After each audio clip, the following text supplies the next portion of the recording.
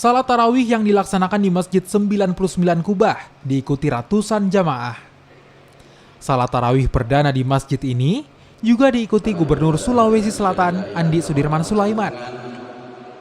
Dalam sambutannya, Andi Sudirman Sulaiman mengucapkan rasa syukur karena Masjid 99 Kubah sudah dapat digunakan masyarakat untuk beribadah. Ia berharap kepada jamaah untuk memakmurkan masjid dan tetap mematuhi protokol kesehatan, termasuk sudah mengikuti vaksinasi.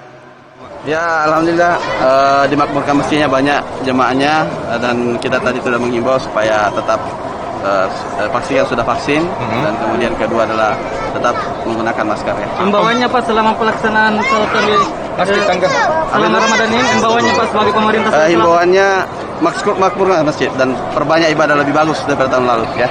Pak, ini seperti apa ini melihat kondisi pembangunan dari 99 Kubah, seperti apa pembenahan ke depannya nanti? Ya, nanti ini alhamdulillah sudah bisa dipakai. Kita sudah benahi tahun kemarin. Tahun ini juga kita benahi dan akan lebih besar. Cuma kita pastikan supaya tidak mengganggu juga salat lima waktu. Ya. Sebelumnya Masjid 99 Kubah yang terletak di kawasan reklamasi Center Point of Indonesia, Kota Makassar, mulai difungsikan untuk aktivitas ibadah pada 12 Maret 2022 lalu. Arif Tirtana, Kompas TV, Makassar.